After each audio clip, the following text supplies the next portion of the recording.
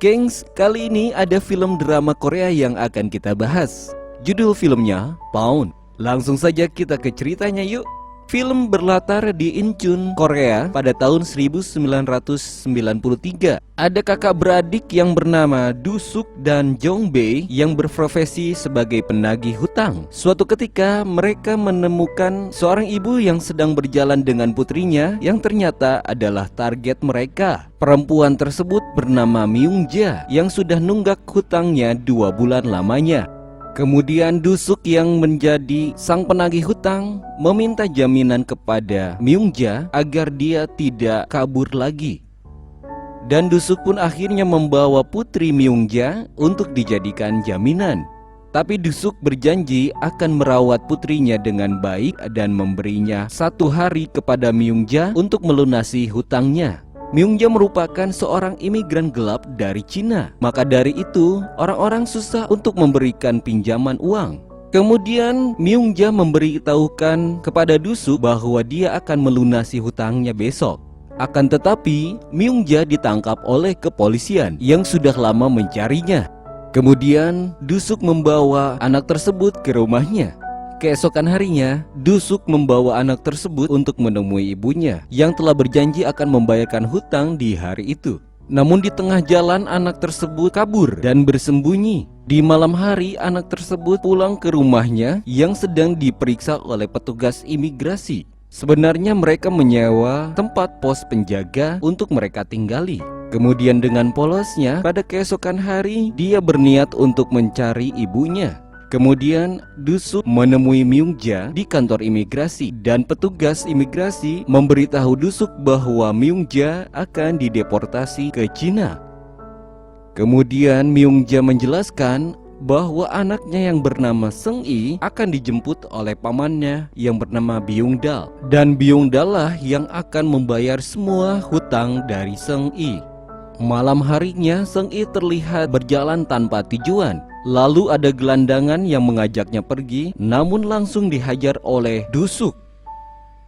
Kemudian Seung-i kembali dibawa ke rumah Do-suk. Dan tak lama Byung-dal pun menelpon Do-suk dan berkata akan membayar hutang Myung-ja. Lalu Do-suk membawa Seung-i untuk berjalan-jalan. Bahkan Do-suk memberikan dia sebuah kaset CD yang sangat diinginkannya. Di keesokan hari, Do-suk membawa Seung-i ke stasiun di mana pamannya yang bernama Byung-dal akan menjemputnya. Do-suk memberikan kenang-kenangan berupa CD player kepada Seung-i. Setelah beberapa hari, Do-suk merasa ada yang salah. Kemudian Do-suk mencari informasi mengenai keberadaan Byung-dal. Ternyata Byung-dal merupakan seorang penipu yang mengatakan kepada Myung-ja bahwa Seung-i akan diadopsi oleh keluarga kaya. Namun nyatanya Seung-i dijual untuk dijadikan pembantu. Seung-i tidak bisa menghubungi Do-suk karena pagernya disita oleh Byung-dal. Tapi Seung-i berusaha untuk menghubungi pager miliknya. Lalu Do-suk membawa kembali barang-barang Seung-i dan menemukan pagernya di dalam tasnya. Setelah lama menunggu, akhirnya Do-suk menerima telepon dari Seung-i yang disertai tangis. Do-suk lalu meminta alamat klub malam tersebut dan mendatanginya bersama adiknya. Tapi sang pemilik klub malam meminta tebusan yang berjumlah 4 juta won.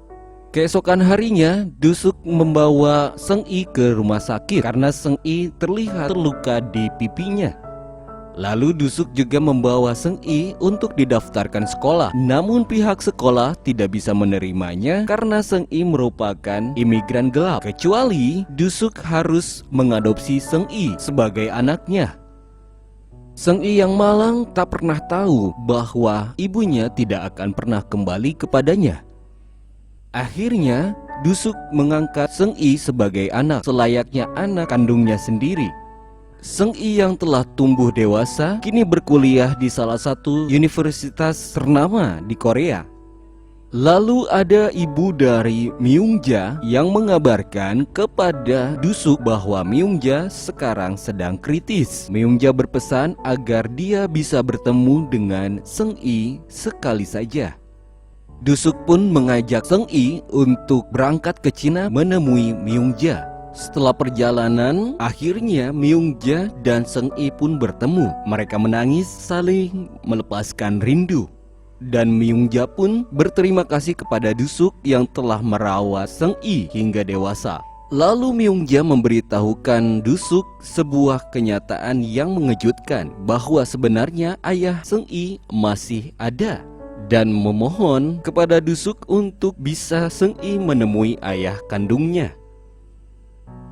Kemudian Seung-i dan Dusuk kembali ke Korea. Di keesokan hari, Seung-i melihat sepatu Dusuk yang sudah rusak dan dia berniat untuk membelikan sepatu baru untuk Dusuk. Sementara Dusuk berusaha mencari ayah kandung dari Seung-i, walaupun keadaan Dusuk saat ini sedang tidak sehat. Setelah menemukan ayah kandungnya, Dusuk mempertemukan Seung-i dengannya dan Dusuk pun pergi meninggalkan mereka. Setelah pertemuan, Seung-i menelpon Dusuk dan memanggilnya ayah. Dusuk langsung menjemput Seung-i dengan perasaan bahagia.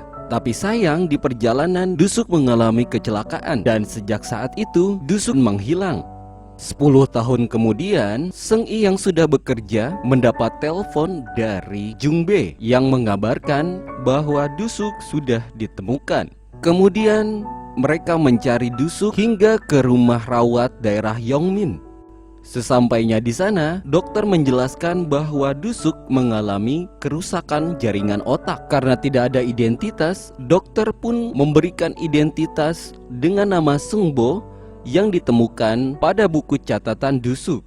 Dan akhirnya mereka pun bertemu dengan Dusuk. Seung-i dan Jung-bae merasa menyesal karena selama 10 tahun tidak mencari Dusuk. Film pun berakhir ketika Seung-i menikah dan Dusuk berada di sisinya sebagai ayah. Dusuk mendedikasikan separuh hidupnya untuk merawat anak yang menjadi jaminan dan merawatnya sedari kecil. Oke gengs, itu dia film kita hari ini. Semoga kalian suka dan jangan sampai lupa untuk subscribe channel ini. Sampai jumpa.